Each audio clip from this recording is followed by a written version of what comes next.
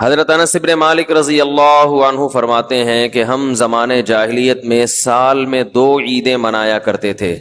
ان میں وہ کھیل تماشے کیا کرتے تھے اور جو بھی ہوتا ہے خوشی کے دن لوگ کرتے ہیں. رسول اللہ صلی اللہ علیہ وسلم نے ہمیں منع فرمایا اور فرمایا ان اللہ ابدلکم بہما خیرا منہما یوم الاضحی و یوم الفطر. فرمایا کہ اللہ نے زمانہ جاہلیت کی جو 2 عیدیں تھیں ان کے بدلے میں ہمیں دوسری 2 عیدیں دے دی ہیں جو ان سے بہتر ہیں. یہ جو ہمیں 2 عیدیں ملی ہیں غیر مسلموں کے تہواروں سے بہتر ہیں. یہ نبی صلی اللہ علیہ وسلم نے ہمیں خبر دی ہے. بھائی ہر قوم میں ایک دن ہوتا ہے نا سال میں منانے کے لیے جس میں وہ جشن مناتے ہیں, کچھ خوشیاں مناتے ہیں, کچھ ہلڑ بازی کرتے ہیں. تو رسول اللہ صلی اللہ علیہ وسلم نے فرمایا اللہ نے ہمیں جو 2 دن دیے وہ ان دنوں سے دوسروں کی عیدوں سے بہتر ہیں. بھائی کیسے بہتر ہیں؟ آپ مسلمانوں کی عیدوں میں اور غیر مسلموں کی عیدوں میں فرق دیکھیں تو آپ کو بالکل واضح نظر آئے گا. غیر مسلم جب عید مناتے ہیں تو اس کی کوئی لاجک نہیں ہوتی. ویسے ہی انہوں نے کوئی دن فرض کر لیا ہوتا ہے کہ اس دن ہم نے خوش ہونا ہے. سمجھ میں آ رہی ہے بات؟ بھائی اس دن ہم نے کیا ہونا ہے؟ خوش ہونا. بھائی وہ ہندوؤں میں ہولی ہوتی ہے نا, آج ہولی منائیں گے, بس چلو وہ خوش ہو جائیں گے. جب ہم خوش ہوتے ہیں نا تو اس کے 2 وجہ ہوتے ہیں, یعنی 2 طریقوں سے انسان خوش ہوتا ہے. ایک تو یہ کہ خوشی کی کوئی وجہ ہو. اگر کوئی وجہ ہوتی ہے تو خوشی منائے بغیر بھی انسان خوش ہوتا ہے اگر کوئی وجہ ہو. وجہ نہ ہو تو پھر کسی کے مشورے پہ خوش ہونا تھوڑا مشکل کام ہے. بھائی پھر لوگ آپ سے کہتے ہیں نا خوش ہو جاؤ تو آپ کہیں کیوں خوش ہوں, ویسے ہی خوش ہو جاؤ. تو آپ خوش ہوں گے لیکن آپ کو خوش ہونے میں تھوڑا ٹائم لگے گا اور پھر بھی اس طرح سے خوش ہو نہیں پائیں گے. وہ خوشی مصنوعی ہوگی, بناوٹی ہوگی. جیسے ایک ہنسی فنکاروں کی ہوتی ہے اور ایک واقعی کسی کو ہنسی آئے, دونوں میں فرق ہوتا ہے نا. ارے کسی نے لطیفہ سنایا فی البدیہی, آپ ایک دم کھلکھلا کے ہنس پڑے, روکنے کے باوجود آپ ہنسی کو روک نہیں پا رہے. تو یہ ہنسی منائی نہیں جا رہی بلکہ باقاعدہ اندر سے ہنسا جا رہا ہے اور اس کو روکنا مشکل ہے. اور ایک ہنسی وہ ہوتی ہے جو منائی جاتی ہے. جیسے فنکار لوگوں کو ڈرامے میں اسکرپٹ لکھ کے دی جاتی ہے کہ اس موقع پہ آپ نے کیا کرنا ہے, ہنسنا ہے. تو وہ تکلف کر کے ہنسے گا, جو جتنا بڑا ایکٹر ہوگا وہ اسی حساب سے ہنسے گا.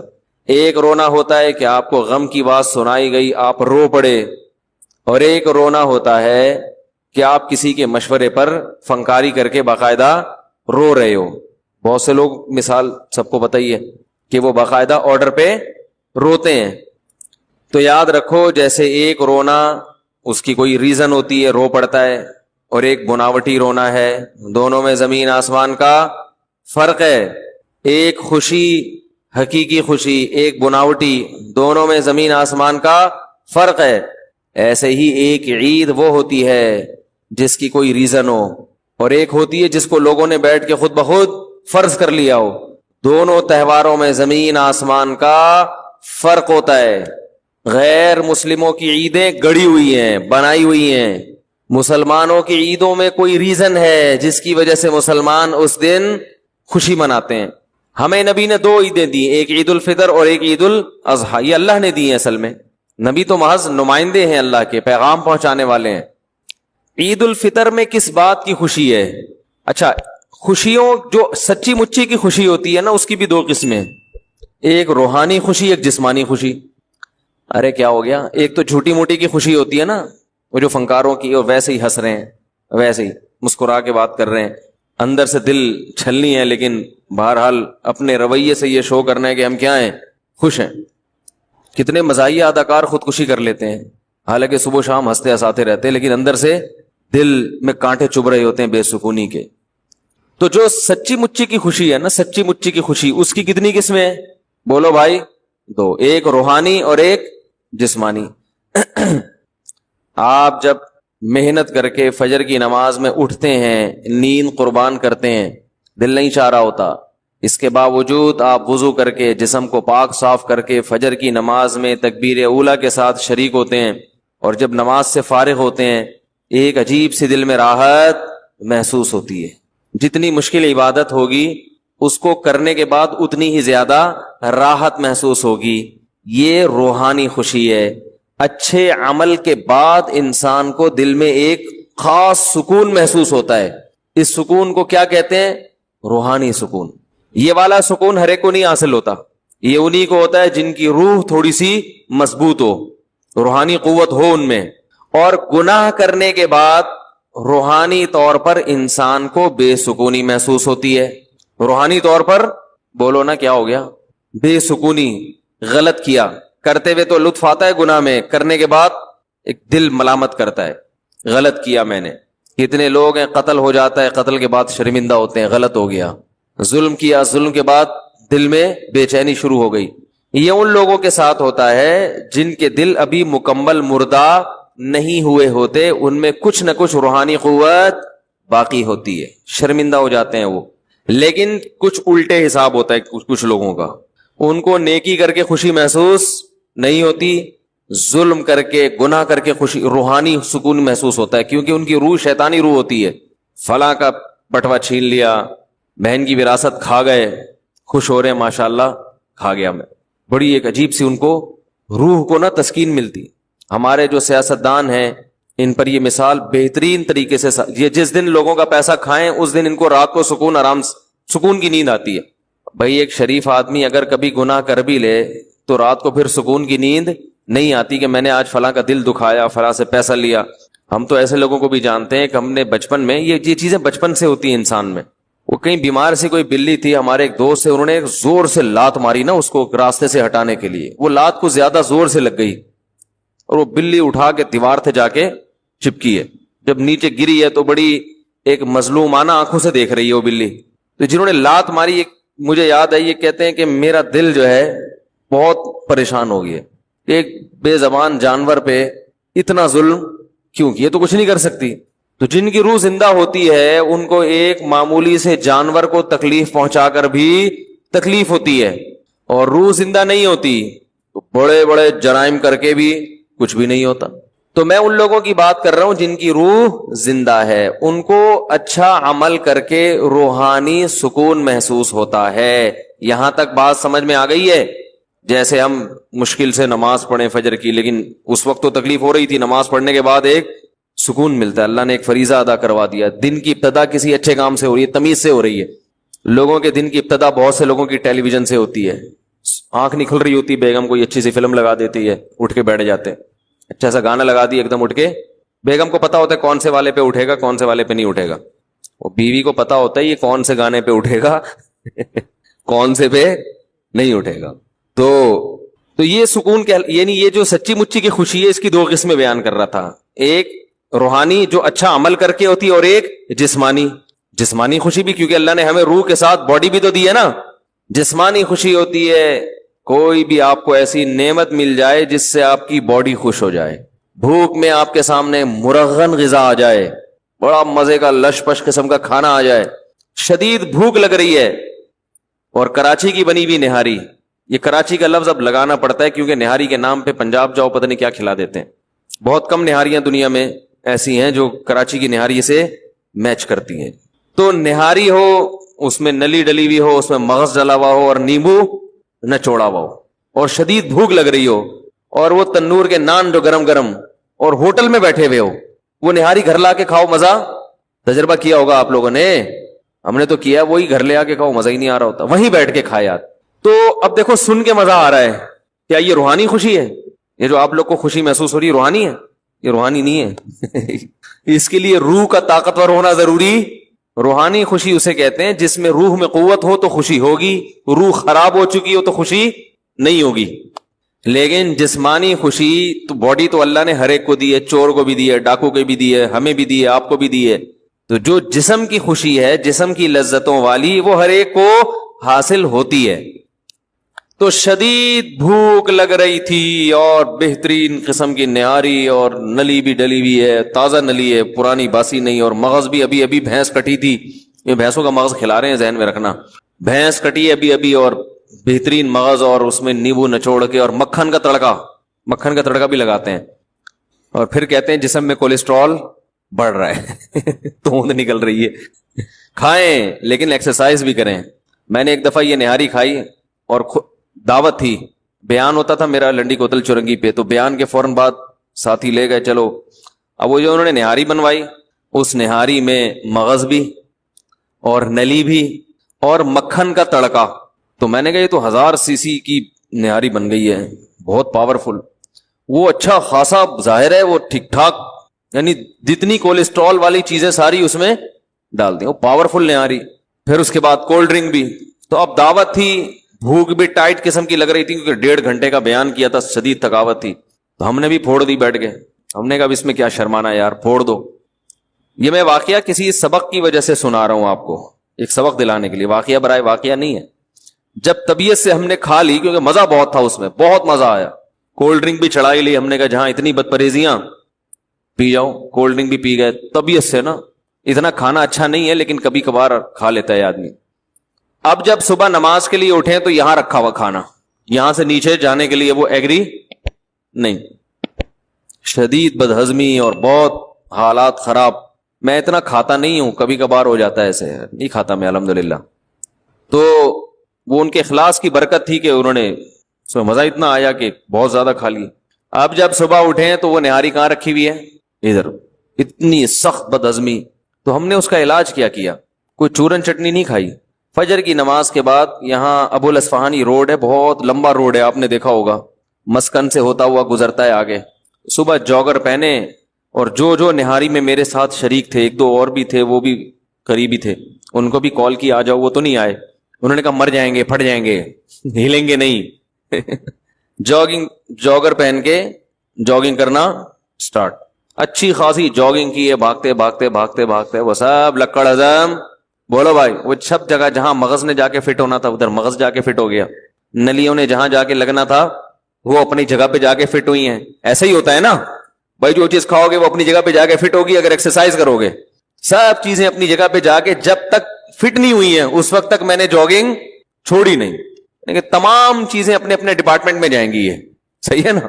جو چیز جہاں کی ہے وہ وہیں جا کے جب تک لگ نہیں جاتی, اپنے کھانچوں میں فٹ نہیں ہو جاتی, تو جاگنگ کی طبیعت سے سب سیٹ ہو گیا. تو یہ آپ کو اس لیے بتا رہا ہوں کہ کبھی زیادہ کھا لو تو پھر زیادہ چل لو, اس کو ٹھکانے لگاؤ.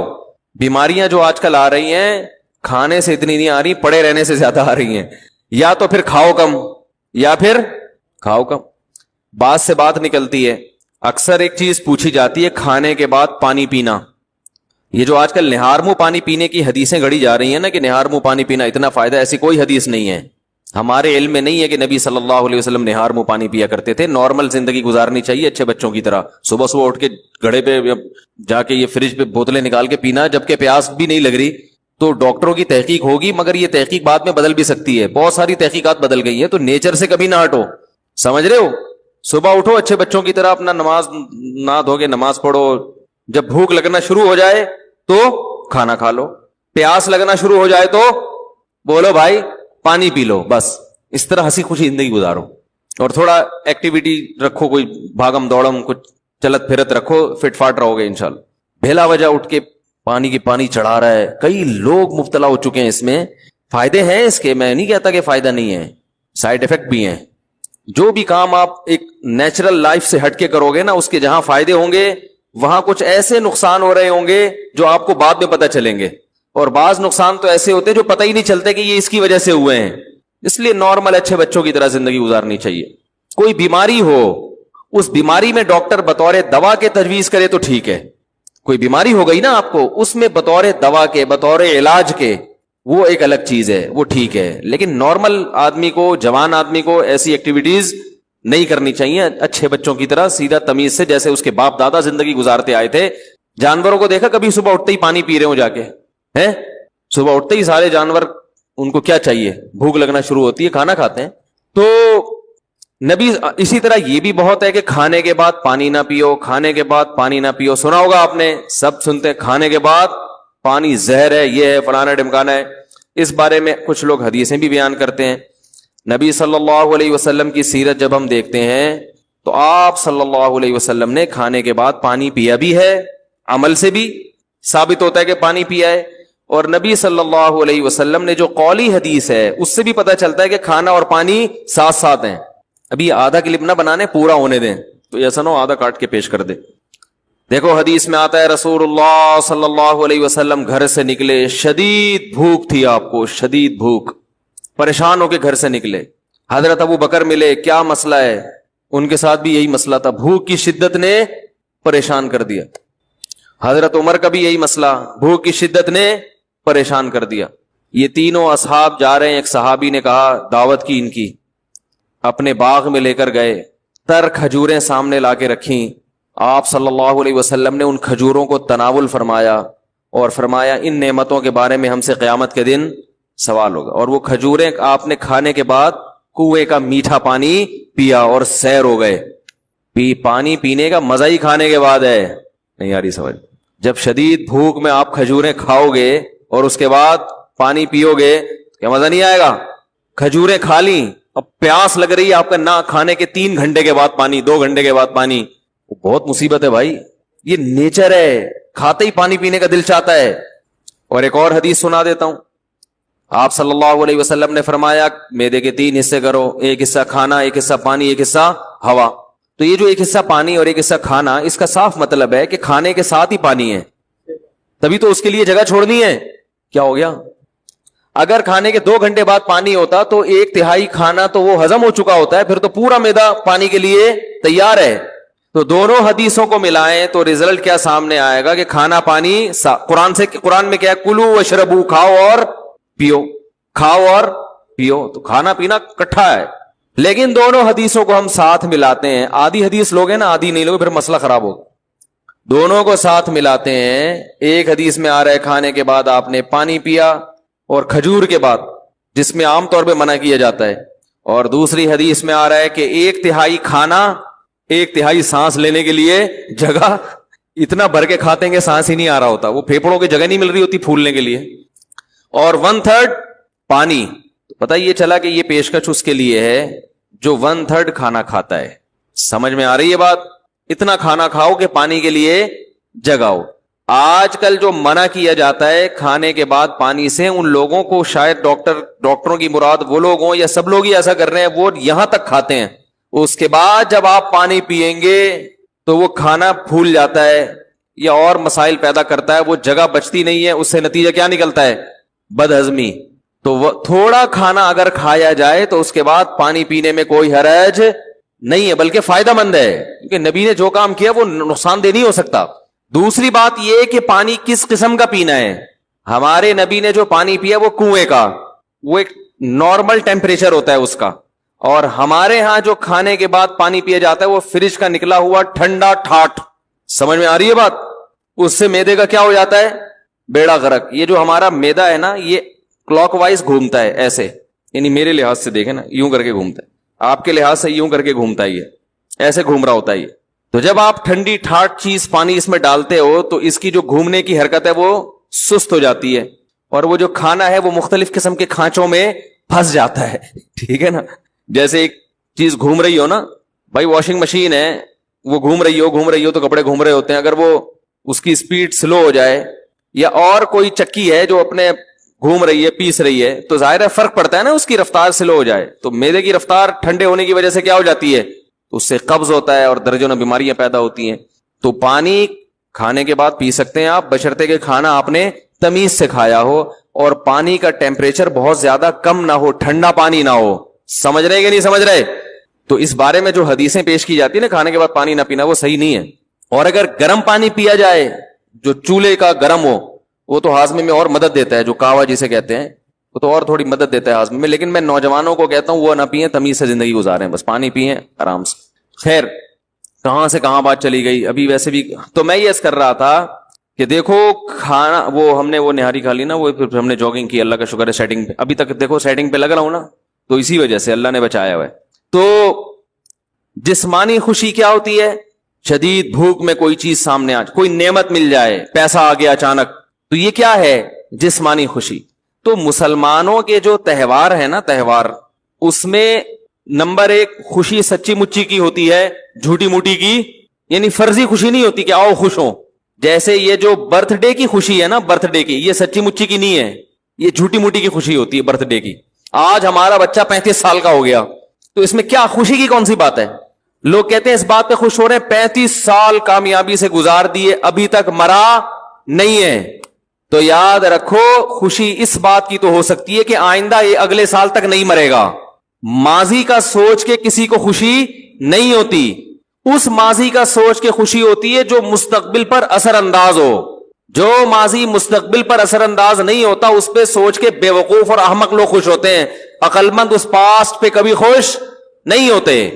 بھائی آپ کا بچہ 35 سال کا ہو گیا, اگر ڈیٹ آف برتھ آئی اور اب یہ گارنٹی مل گئی کہ اگلے سال تک بھی زندہ رہے گا, آپ خوشی منائیں کہ ہمیں 1 سال کی مزید دنیا میں زندہ رہنے کی گارنٹی مل گئی.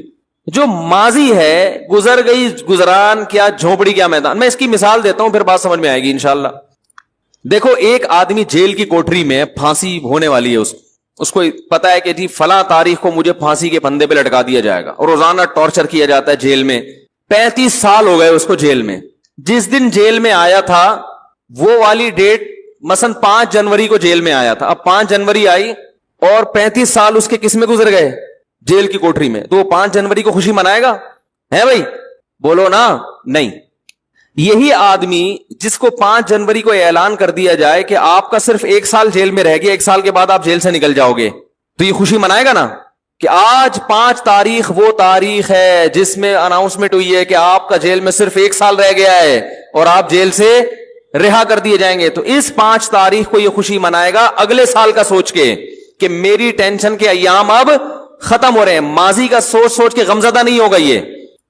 بھائی اسے کوئی کہے تم تو 35 سال عذاب میں گزر گئے, تم تو ٹینشن کہہ رہے اب ٹینشن کس بات کی, یہ عذاب اب ختم ہونے والا ہے. تو فیوچر کا سوچ کے خوش ہو رہا ہے یا پاسٹ کا؟ بولو بھائی فیوچر کا. اس کے برعکس ایک دوسرا آدمی ہے جس کے پاس حکومت بھی ہے, دولت بھی ہے, 35 سال اسی خوشحالی میں اس نے گزار دی ہے. 5 جنوری کو اس کو اطلاع دی جاتی ہے کہ آپ سے یہ حکومت بھی چھننے والی, عنقریب آپ جیل کی کوٹری میں بند ہونے والے اور پھر لٹکنے والے ہیں. یہ خوش ہوگا؟ ہے بھائی. ارے 35 سال, آج 5 جنوری, 35 سال تو اچھے گزر گئے نا, اس پہ خوشی مناؤ. ارے بھائی واہ واہ بھائی سبحان اللہ, بڑا کوئی بات نہیں. اگر لٹکنے والوں تو کیا ہوا, جو پھانسی کے پھندے پہ لٹکنے والا تھا, جس نے جیل کی کوٹری میں ٹائم گزارا, وہ اب خوش ہوگا کہ میں رہا ہونے والا ہوں. اور یہ جس کے 35 سال اچھے گزر گئے, یہ پریشان ہوگا کہ میں اب لٹکنے والا ہوں. فیوچر کا سوچ کے خوش بھی ہوتا ہے اور فیوچر کا سوچ کے انسان پریشان بھی ہوتا ہے. ہاں وہ ماضی جو فیوچر پہ ایفیکٹ کر رہا ہو, اثر ڈال رہا ہو, اس پہ انسان خوش ہوتا ہے. مثال کے طور پر آپ پیپر دے کے آئے, آپ کو پتہ نہیں ہے کہ میرا پیپر اچھا ہوا کہ نہیں ہوا. ایگزامینر سے کوئی آپ کے رابطہ ہو گیا, اس نے کہا کہ آپ کا پیپر اچھا ہوا ہے, ماضی میں پاس میں کیا ہوا ہے, اچھا ہوا ہے. تو آپ اس پاس پہ اس لیے خوش ہو گئے کہ فیوچر پہ اس کا اثر, بولتے کیوں نہیں یار, اثر پڑنے والا ہے, مستقبل میں رزلٹ اچھا آئے گا, جاب اچھی ملے گی. تو یہاں بھی اصل میں ماضی کی وجہ سے خوش نہیں ہو رہا, بلکہ یوں کر رہے ہیں, منہ سے الفاظ نہیں نکل رہے ہیں, پھنسے ہوئے ہوتے ہیں یہاں کے نا, ایک دم واپس چلے جاتے ہیں. یہ بھی اتنا اگلوا لا کے نا یہاں تک آتے ہیں. وہ جو میں اتنا زیادہ کہہ رہا ہوں کہ بولو تو جا کے یہاں تک آتا ہے. پھر بھی گھر میں تو چیختے رہتے ہیں یار. عورتوں کی شکایتیں آتی ہے, تمیز سے میاں بات ہی نہیں کرتا. اکثر خواتین کی یہ شکایت ہے, جب بولتا ہے تو چیخ کے بات کرتا ہے, آرام سے بات کا رواج ختم ہو گیا. تو یہ جو ماضی ہے جس پر طالب علم خوش ہوا, یہ اس کی وجہ سے خوش ہوا کہ اس کا اثر مستقبل پر پڑ رہا ہے. برتھ ڈے ایسی چیز ہے کہ اس کا فیوچر سے کوئی تعلق نہیں ہے, بلکہ فیوچر کا سوچیں گے نا تو یہ فیوچر کو ڈینجرس بنا رہا ہے ہر آنے والا سال. مثال کے طور پر جتنی عمر آپ لے کے آئے تھے, کوئی 50 سال, کوئی 60 سال, آپ 25 سال کے ہو گئے اور آپ کو سیلیبریٹ کیا جا رہا ہے کہ آپ کی ماشاءاللہ آج برتھ ڈے ہے, ہیپی برتھ ڈے, اور آپ نے بھی پھول وول 2-4 پارسل کر دیے. یہ کس بات کے پارسل کیے آپ نے؟ 25 سال کا مطلب یہ کہ اگر 50 سال زندگی تھی تو اب 25 رہ گئی ہے. یعنی جو جیل کی کوٹری میں ہے نا, اس کو روزانہ چائے پیش کی جاتی ہے, کھانا وانا کھلایا جاتا ہے, لیکن اس کو پتا آنا پھانسی کے پھندے پر ہے. تو اب ہر آنے والا دن اس کے غم میں اضافے کا ذریعہ بن رہا ہے. وہ یہ نہیں دیکھے گا کہ مجھے جیل میں ماشاءاللہ 40 سال ہو گئے, بھائی لٹکنے میں 5 سال رہ گئے ہیں, چاہے اسے جیل میں کتنی خوشیاں مل رہی ہوں. بلکہ جیل کی مثال نہیں, آپ کسی کے بنگلے کی مثال دے, بنگلے میں ہے, وہ بڑے آرام سے رہ رہا ہے, لیکن اس کو بتا دیا کہ آپ 45 سال کے جب ہوگے تو آپ کو پھانسی کے پھندے پہ لٹکا دیا جائے گا. اب وہ بہترین گاڑیوں میں بھی گھوم رہا ہوگا. ہر آنے والا سال اس کی خوشی کے بجائے اس کے غم میں اضافہ کرے گا. یہی کم بختوں کے ساتھ ہو رہا ہے, دنیا پرستوں کے ساتھ. تم پھانسی پہ نہیں تو موت بھی تو پھانسی ہے. وہ پھانسی والے کو تو پتا ہوتا ہے کیسے مروں گا, آپ کو تو پتا بھی نہیں کیسے مروں گا. ٹرک کے نیچے آگے مرو گے, بجلی کے جھٹکے سے مرو گے, ہارٹ اٹیک ہوگا, گردے فیل ہو جائیں گے, ڈائلسس پہ آ جاؤ گے, شوگر لیول ہائی ہوگا, بینائی چلی گئی, خدا نہ خواستہ فالج ہو گیا, ریڑھ کی ہڈی میں کوئی مسئلہ خراب ہو گیا, کوئی ہڈیوں کا کینسر ہو گیا, بلڈ کینسر ہو گیا, کیا تڑپ تڑپ کے مرو گے, تمیز سے مرو گے, کیسے مرو گے. اتنی ڈینجر مستقبل ہے جس کا پتہ ہی نہیں کہ ہونے والا کیا ہے. اور یہ خوشی منا رہا ہے, میں 69 سال کا ہو گیا الحمدللہ. کیونکہ یہ برتھ ڈے کی تو کوئی انتہا نہیں ہے, یہ 99 سال کے بڈھے بھی منا رہے ہیں. او بھائی یہ گوروں سے آئی ہوئی چیزیں, ان کے کوئی کسی عمل کی لاجک نہیں ہوتی. وہ صرف دنیا میں چیزوں کے ایجادات کرنے میں تیز ہیں. لائف سٹائل, زندگی کیسے گزارنی ہے, یہ ان کو نہیں پتا, کیونکہ یہ اللہ اس کے رسول نے ہمیں بتایا, ان کو تھوڑی بتائیے. لوگ اب ایک اشکال ہم پہ کرتے ہیں کہ یار اگر کوئی خوش ہو رہا ہے برتھ ڈے پر, اگرچہ اس کی لاجک نہیں بنتی, لیکن خوش ہونے پر گورنمنٹ کی طرف سے کوئی پابندی تو نہیں ہے نا, ہونے دو نا, کیا جا رہا ہے اس میں. بھائی اگر کوئی ویسے ہی خوش ہو رہا ہے اور اس کو خوشی میں, اب برتھ ڈے پر, میری برتھ ڈے پر آپ نے پھول بھیج دیے 2 اور میں نے بھی پھول بھیج دیا, تو محبت نہیں بڑھ رہی ہے نا. کیا لاجک تلاش کرنا, اصل میں ہم پھانسی کے پندے کے قریب جا رہے ہیں, قبر کے ڈرونی باتیں کر کے لوگوں کو ٹینشن میں ڈالنے کی کیا ضرورت ہے. یہ سوال سمجھ میں آیا یا نہیں آیا؟ بھائی خوش ہونے کے لیے کوئی ریزن چاہیے کیا؟ ہونے تو خون ہی بڑھ رہا ہے نا. پہلے اتنی ٹینشن ہے, اگر کوئی اس بات پہ خوش ہو گیا کہ آج میری تاریخ پیدائش ہے, ہاں آج میں دنیا میں آیا تھا, خوش ہو جاؤ, تو اب اس کو اتنی گہرائی میں جا کے غور کرے کہ ایکچولی میں تو موت کے قریب ہو گیا, 2 سال رہ گئے, 4 سال رہ گئے, ایسی ڈرونی باتیں کر کے ایک پریشان کرنے کی. اگرچہ وہ حقیقی باتیں ہیں لیکن ہر حقیقت ہائی لائٹ کرنے کی نہیں ہوتی. ایک آدمی کینسر کا مریض ہے, ڈاکٹر نے کہہ دیا کہ 1 ہفتے بعد انتقال ہو جائے گا, تو آپ مریض کو جا کے یہ تھوڑی بتائیں گے 1 ہفتے بعد مر جائے گا. وہ کہے گا یار مجھے بھی پتا ہے مر جاؤں گا, لیکن کوئی اچھی باتیں کر لو. تو یہ بھی ایک اشکال کیا جاتا ہے کہ مولانا لوگوں کو خوش ہونے سے بھی تکلیف ہوتی ہے. بھائی سمجھ میں آ رہی ہے بات؟ اس کا جواب سنیں. بعض خوشیاں ایسی ہوتی ہیں جس کی کوئی ریزن نہیں ہے, لیکن ان چیزوں کے خوش ہونے پر فائدے کے بجائے آپ کا نقصان ہو رہا ہے. سمجھ رہے ہو؟ اگر اس میں نقصان نہ ہوتا نا تو ہم کہتے چلو لاجک تو نہیں بنتی خوش ہونے کی, مگر گورنمنٹ کی طرف سے خوش ہونے پر کوئی پابندی نہیں ہے, کبھی بھی کوئی بھی کسی بھی وقت خوش ہو سکتا ہے. تو آپ بھی ہو لیں کہ آج میں پیدا ہوا تھا, تو چلو کوئی بات, ختم ہو گئی بات, کوئی اتنا بڑا مسئلہ نہیں ہے. کینسر کا مریض کو پتا ہے کہ 1 ہفتے بعد میں مر جاؤں گا, لیکن وہ کہہ رہے کہ میں 6 مہینے بعد مروں گا, حالانکہ ہمیں پتا ہے کہ جھوٹ بول رہا ہے, لیکن ہم بھی اپریشیٹ کرتے ہیں, ہاں بھائی ہم نے بھی یہی سنا ہے کہ آپ 6 مہینے بعد مریں گے, چلو بیچارہ خوش ہو جائے گا. سچ بولنے کا یہاں فائدہ کیا ہے؟ یہاں تو بلا وجہ خوش ہونے کی حکمت ہے. مریض کو تسلی دینے کا حکم ہے. مرنے والا بھی ہو تو آپ تسلی دیں گے کہ نہیں مرے گا انشاءاللہ بھائی, زندگی موت اللہ کے ہاتھ میں, ہو سکتا ہے بچ جائے, کیونکہ یہاں فائدہ ہے. ٹینشن میں اتنے دن زندہ رہ کے کیا کرے گا وہ؟ حتیٰ کہ نبی صلی اللہ علیہ وسلم نے فرمایا جس کی موت کا وقت ہو اسے امیدیں دلاؤ, امیدیں. خود بھی حکم ہے کہ امیدیں سوچو, اپنے گناہ کو اس وقت کیا سوچو کہ اللہ کی رحمت کو, کہ اللہ بخشش کرے گا, کیونکہ اب عمل کا دروازہ تو بند, اب جہنم کے خوف سے فائدہ کیا ہوگا؟ بھائی جوان تھا, اللہ کے خوف سے ڈرتا, گناہ چھوڑ دیتا نا, خوف کا فائدہ تھا. اب مرتے ہوئے آدمی کو خوف کا کوئی فائدہ نہیں ہے, گناہ تو ویسے ہی چھوڑ گئے اس کے, اب بلا وجہ ڈرے گا جہنم سے, تو کیا فائدہ ہے اس کا؟ وہ تو جہاں جانا ہے وہ تو اللہ لے کے جائے گا. اب تھوڑے دن رہ گئے, اس میں امیدیں دلانی چاہیے اس کو. بھائی آپ نے بڑے اچھے اچھے اعمال بھی کیے ہیں, ہمیں پتا ہے آپ بچپن میں گھنٹیاں بجا کے بھاگتے تھے, لیکن سوری بھی کر لیا کرتے تھے, ٹھیک ہے نا. ہمیں پتا ہے آپ محلے کے بہت بڑے چور تھے, چپل چرایا کرتے تھے, کوئی بات نہیں, لوگ تو پتہ نہیں کیا کیا چرا رہے ہیں, پورا اربوں ڈالر چرا کے بھاگ گئے, آپ تو صرف چپل چرایا کرتے تھے. اب یہی تسلیاں اس زمانے میں دی جا سکتی ہیں, اتنا نیک تو کوئی ہے ہی نہیں کہ کچھ کرتا ہی نہ ہو نا. تو اس قسم کی تسلیاں اس کو دی جائیں گی, یار چپل چرائے ہیں نا, کسی کا دل تو نہیں دکھایا. سمجھ رہے ہیں؟ تو تسلی, یہاں فائدہ ہے تسلی کا, اور تسلی نہ خوش نہ ہونے میں کوئی فائدہ نہیں ہے, نقصان ہی نقصان. برتھ ڈے پر خوش ہونے میں ایک نقصان ہے. شریعت آپ کا جو مزاج بنانا چاہتی ہے, آپ اس مزاج کے خلاف چل رہے ہو. شریعت کہتی ہے جیسے جیسے عمر زیادہ ہو, موت کو یاد کر کے اعمال کی اصلاح کی کوشش کرو. ہو رہی ہے عمر مثل برف کم, چپکے چپکے رفتہ رفتہ دم بدم. نظر سوئے دنیا, قدم سوئے مرقد. قدم تیرے سوئے مرقد ہیں, قدم مرقد کہتے ہیں قبر کو. قدم تیرے قبر کے روز بروز قریب جا رہے ہیں, اور نظر دنیا کی طرف, پیچھے مڑ کے دیکھ رہا ہے, کھائی میں گرے گا. جدھر جا رہا ہے اس کی تیاری کر. جب آپ برتھ ڈے مناتے ہیں تو یہ کانسیپٹ آپ کا نہیں ہوتا.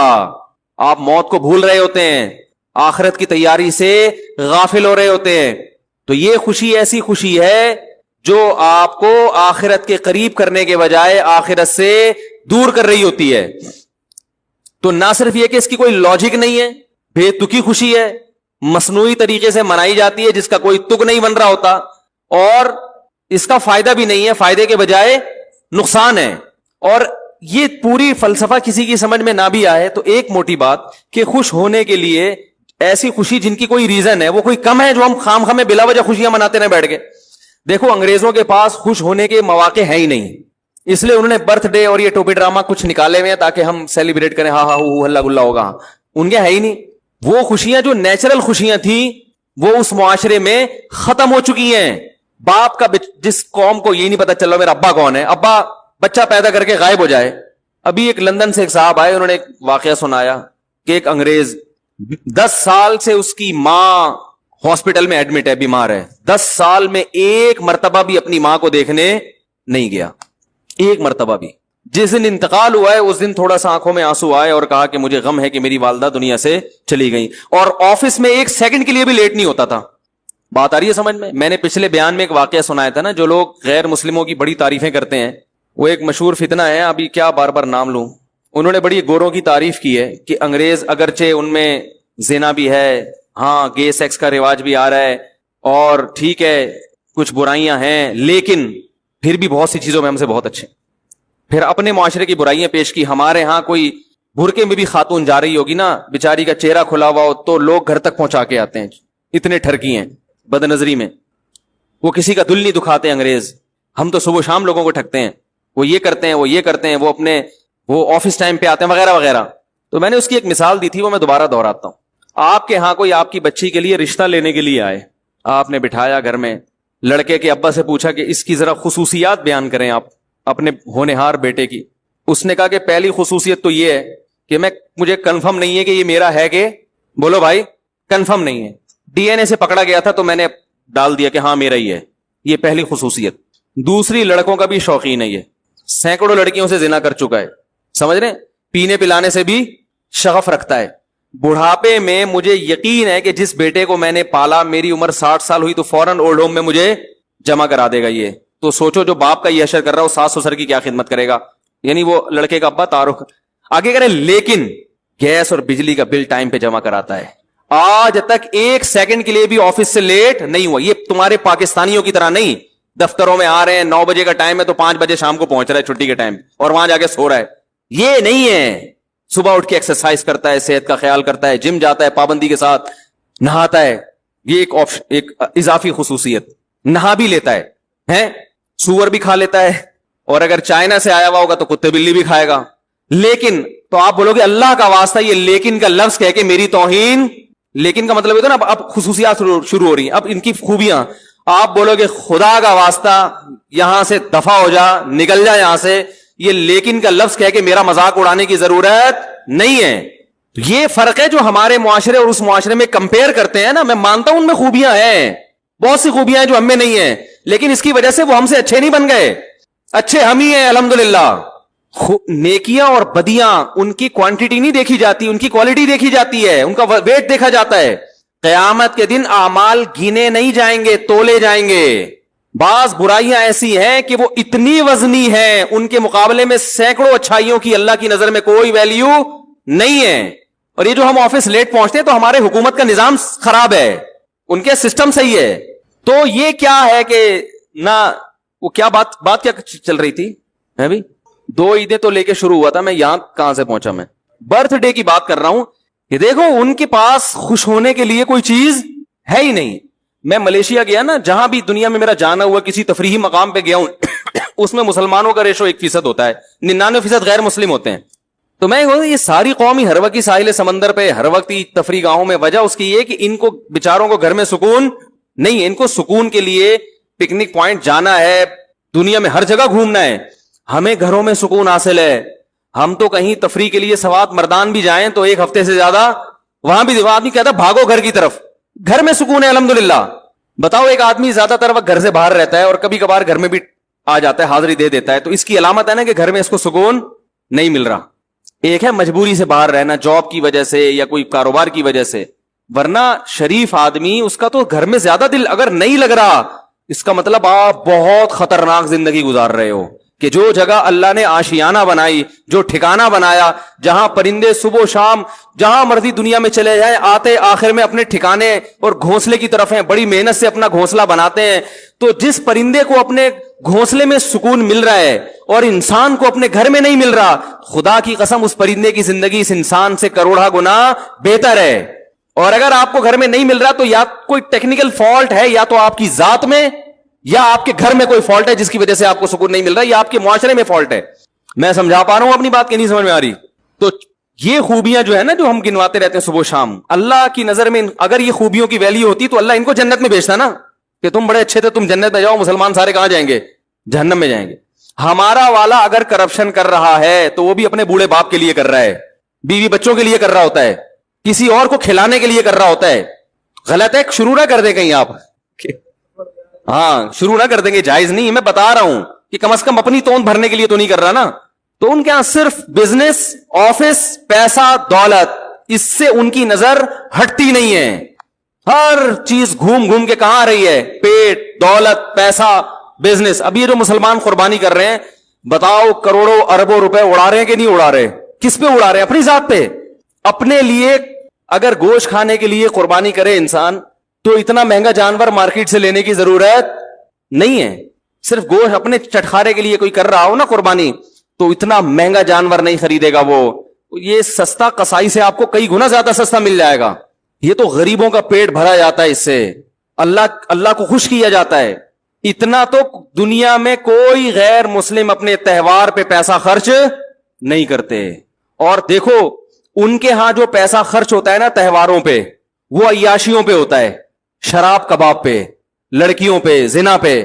اسلام میں جو 2 عیدیں اللہ نے دی ہیں ان میں عیاشیوں پہ پیسہ خرچ نہیں ہوتا. عید الفطر میں فطرانے نکلتے ہیں غریبوں کے لیے، خوش ہو کے بھی غریبوں کو کھلا رہے ہیں، ٹینشن میں بھی غریبوں کو کھلا رہے ہیں. بھائی کوئی پریشانی آ گئی تو کہتے ہیں نا صدقہ کرو، صدقہ بلائیں ٹلیں گی. ٹینشن میں بھی صدقہ، خوشی میں بھی. بقرعید میں کتنے غریبوں کے پیٹ بھرتے ہیں، کتنے غریبوں کے.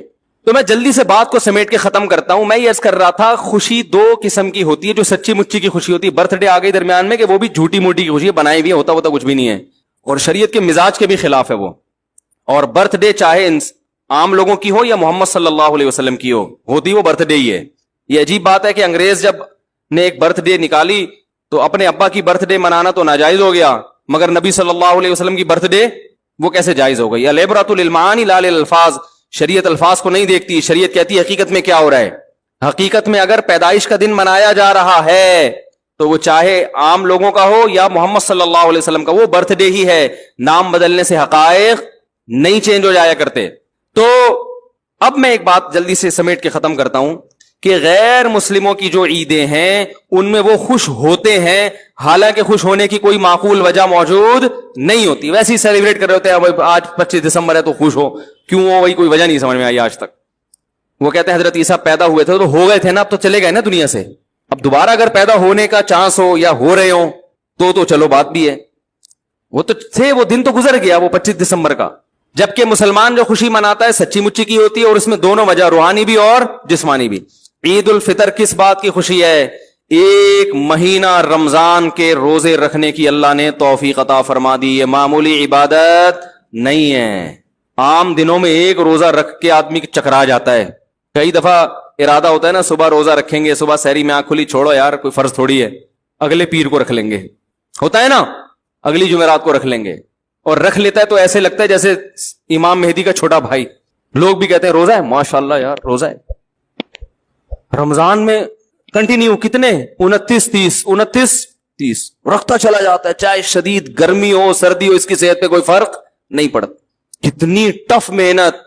اور پھر رات تراویح بھی پڑھنے کی توفیق بہت سو کو مل بھی جاتی ہے الحمدللہ. سارا دن کے تھکے ہارے پھر تراویحاں چل رہی ہیں. پھر آخری عشرے میں کتنے لوگ مسجدوں میں آ کے بیٹھ جاتے ہیں، پھر لیلۃ القدر کی تلاش میں عبادت. کیسا ہی گناہگار سے گناہگار مسلمانوں، کچھ نہ کچھ تو چینجنگ رمضان میں آ ہی جاتی ہے. عام مہینوں کی نسبت رمضان نسبتاً اچھا گزر جاتا ہے. تو جب رمضان ختم ہوتا ہے، چاند نظر آتا ہے، ایک عجیب روحانی خوشی محسوس ہوتی ہے لِتُكَبِّرُوا اللَّهَ عَلَى مَا هَدَاكُمْ، اللہ فرماتے ہیں تم اللہ کی کبریائی بیان کرو اس کی وجہ سے جو اس نے تمہیں نیک اعمال کی توفیق عطا فرمائی.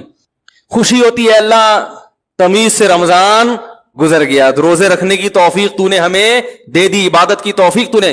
یہ روحانی خوشی عید کے دن ہوتی ہے. اگر یہ دن خوشی کا شریعت نہ بھی بناتی تو بھی خوشی ہو رہی ہوتی. اور دوسری خوشی ہوتی ہے جسمانی.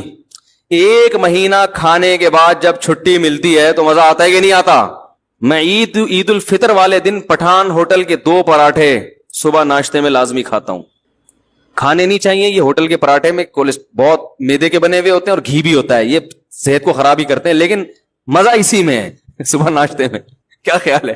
وہ لال آٹا جو ہے نا فائبر والا صحت کے لیے بہت مفید ہے، لیکن پراٹھے میں مزہ.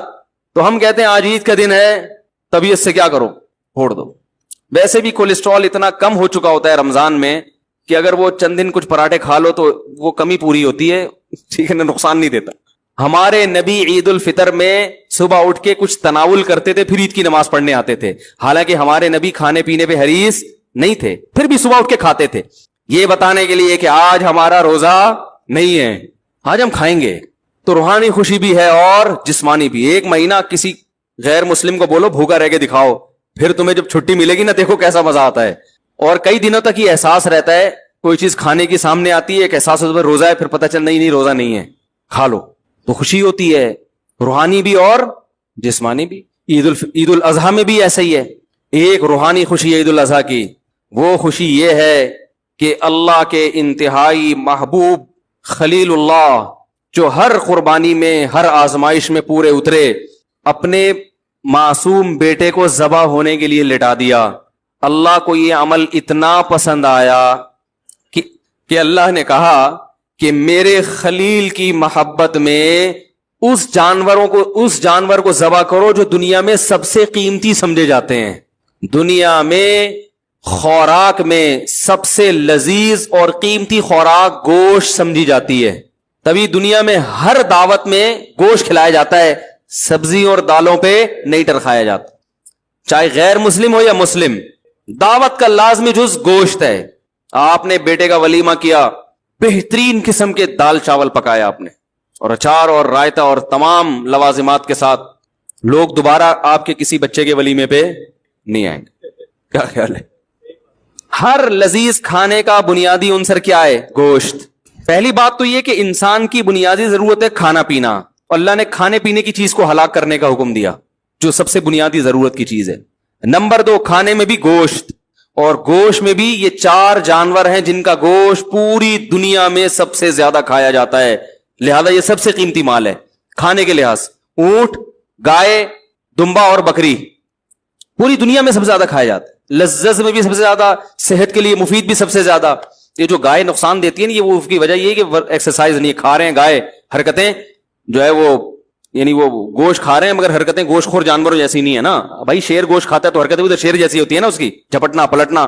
آپ گوشت کھا رہے ہو اور زندگی لائف بکری جیسی بیٹھ کے ہر وقت جگالی کرتے رہتے ہو تو پھر وہ تو بات نہیں بنے گی نا. گوشت ان کو کھانا چاہیے جن کی ایکٹیویٹیز بھی کیسی ہوں، ان جانوروں جیسی ہیں جو گوشت خور ہیں.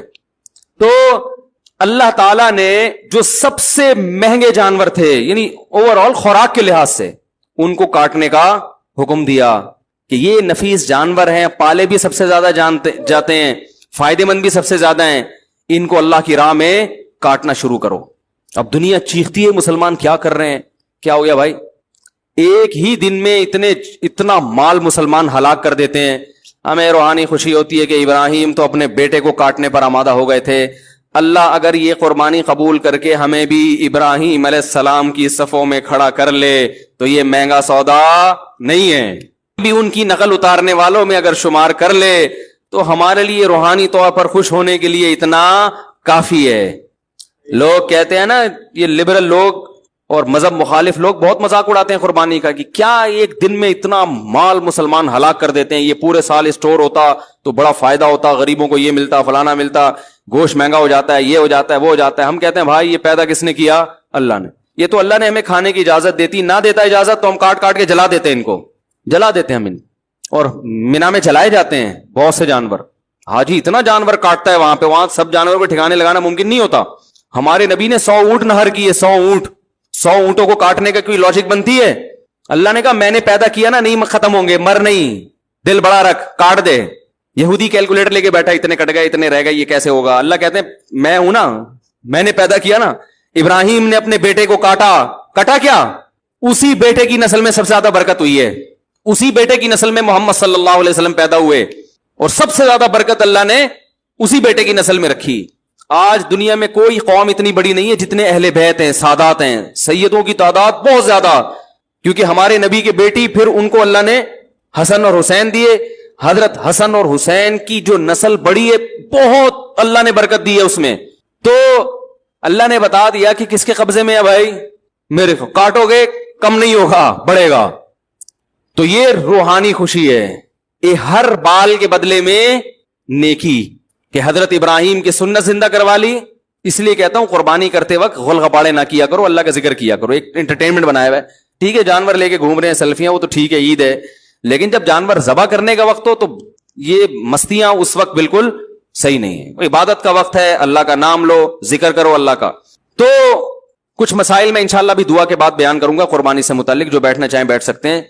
दूसरी खुशी हमें होती है जिस्मानी, ताजा गोश्त वाफर मिकदार में। ठीक है, आप होटल से खरीद के खाते हैं पूरे साल, अल्लाह ने आपको पैसा दिया है, वो लज्जत नहीं होती उसमें जो लज्जत अल्लाह ने कुर्बानी के गोश्त में रखी।